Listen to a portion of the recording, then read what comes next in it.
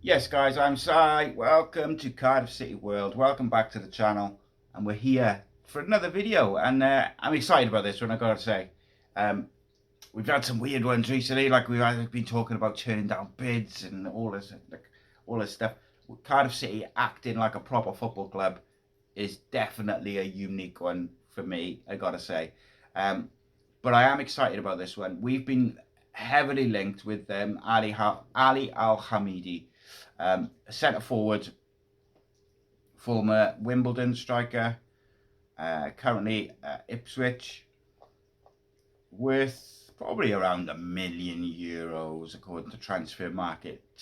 But look, what's exciting to me about him, about Ali Al-Hamadi, is like, he's 20, I think he's 21, 22, 21 he is.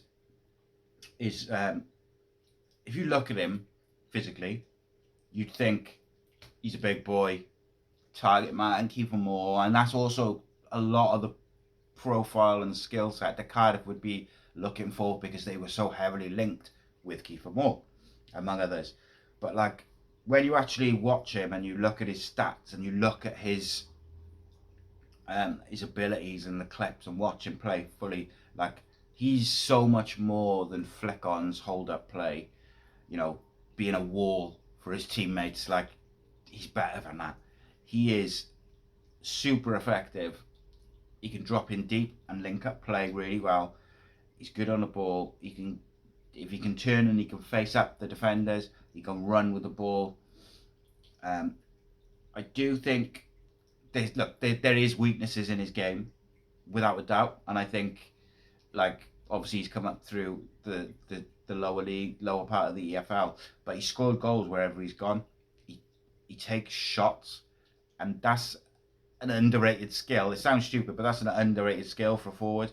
How many times have Cardiff City ended up with a striker who doesn't score or doesn't shoot?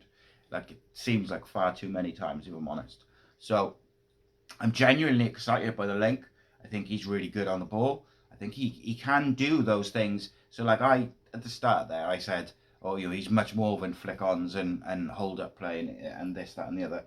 But that's not to say that's a criticism. Like, he can do those things well, but he can also run in behind. He can also link up play and allow people to run beyond him and drop in a bit deeper. He can also turn and dribble. He can also isolate the fullback one-on-one in the channel.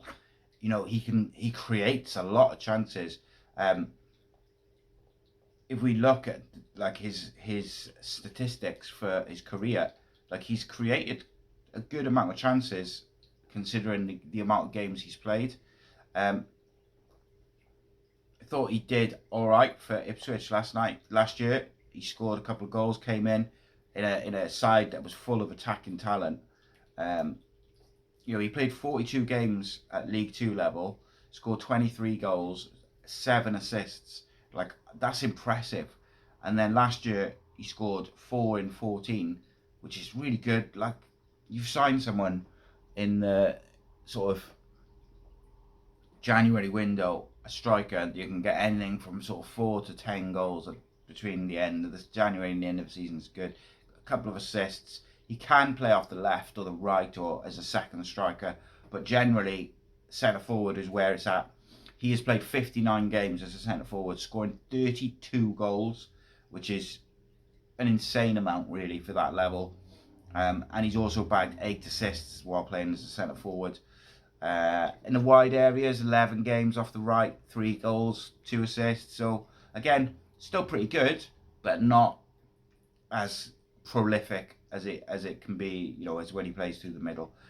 I'm really excited by this. He's played for Iraq 12 times, scored 3.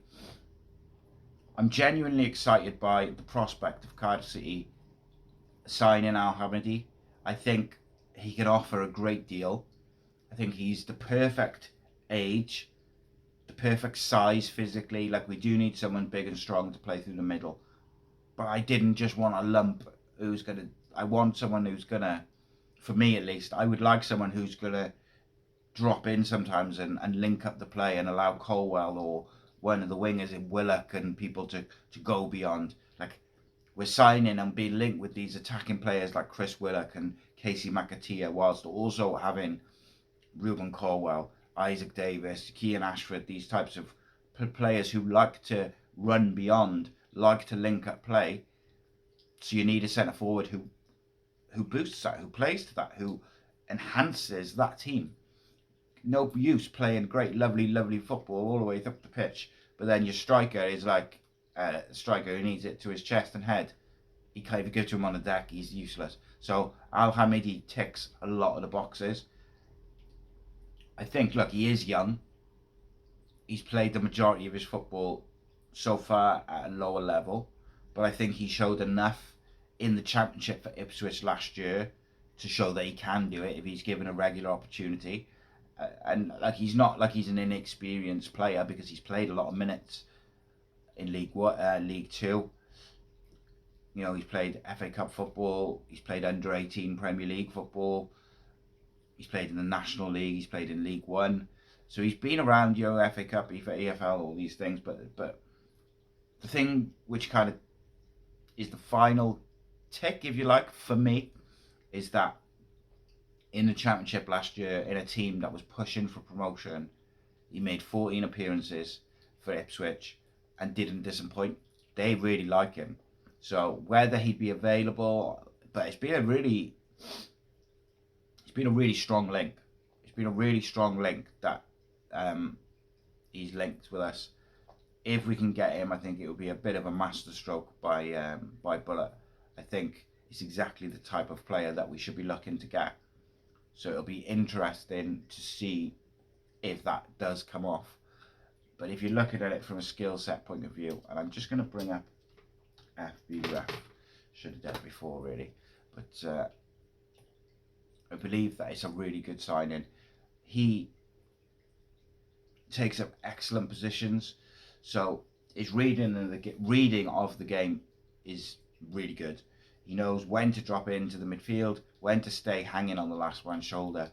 Surprising that he's got those assists, like I discussed earlier, but he also does make those really well-timed runs in behind, as well as taking up intelligent positions when the crosses come in, whether it's for crossbacks, whether it's for a normal cross. He takes shots with both feet.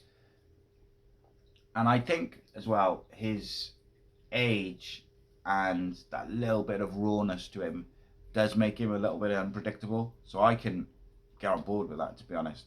I think he's really worth the gamble, if you like, if it is a gamble. I also think he can be vital on the transition. If we win the ball back in the midfield, we can play him in down the channels, play him in behind. He can drop in and link and play others in. Like, it's a really exciting option.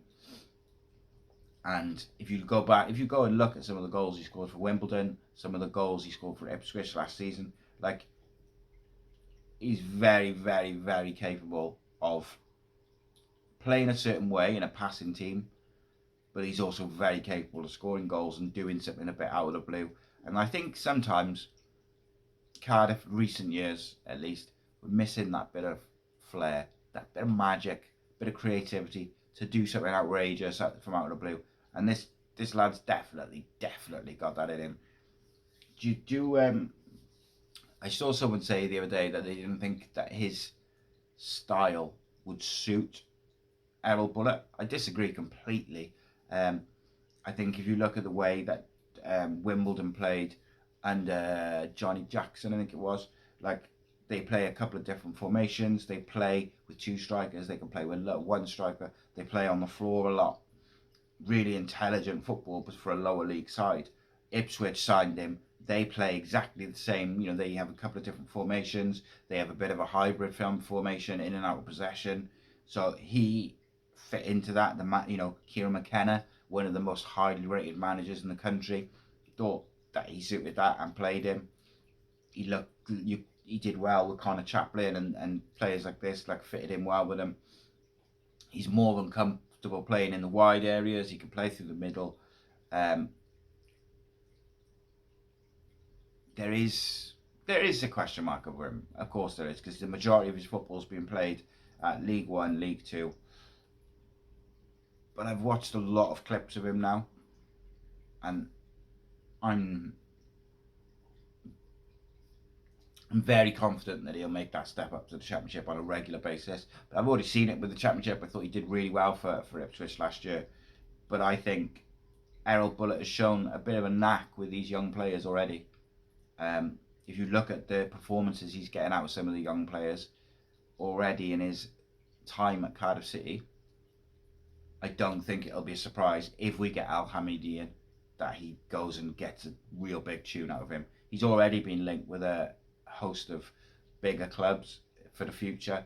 So if Cardiff can pull it off, I think it'll be an absolute worldie of a signing in Championship terms. But you know what I mean. It'll be a great signing, and fingers crossed, basically. But it's exactly what we need. We need a number 9. And the more I think about it, Erol Bulut did a mad job last year with no striker. Like, no striker.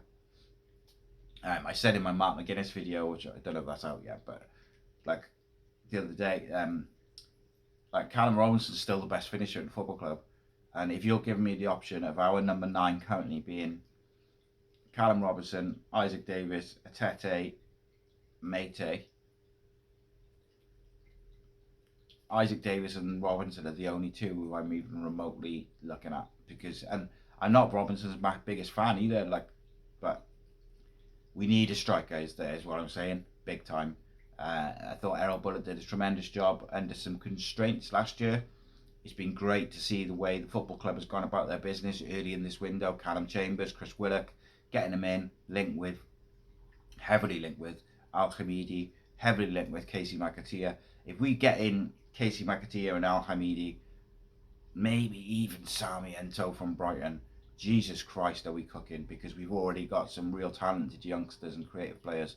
So Erol Bulut is cooking up something special, is my opinion. I haven't been this optimistic for a very long time. Fair play. But the proof is in the pudding, as they say. In a bit. Nice one.